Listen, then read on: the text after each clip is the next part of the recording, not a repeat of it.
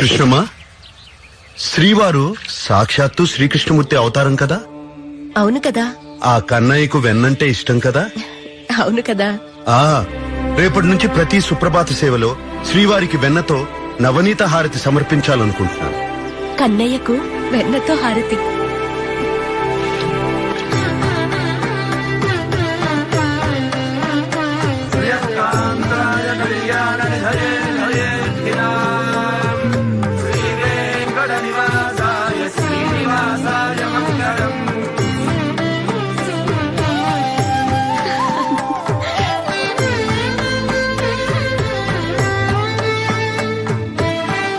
వెన్నతో హారతి ఇచ్చి మర్చిపోయిన మా కృష్ణలీలను మాకు గుర్తు చేస్తున్నారు. అవును దేవేరులు, రామా అంటే అలాంటి ఇలాంటి భక్తుడు కాదు. మా పుష్పమాల సేవలను పునరుద్ధరించాడు. మరుగున పడిన సహస్ర దీపాలంకరణ సేవను మళ్లీ ప్రవేశపెట్టాడు. నిత్య సేవలను, ఉత్సవాలను అన్నిటినీ క్రమబద్ధం చేశాడు.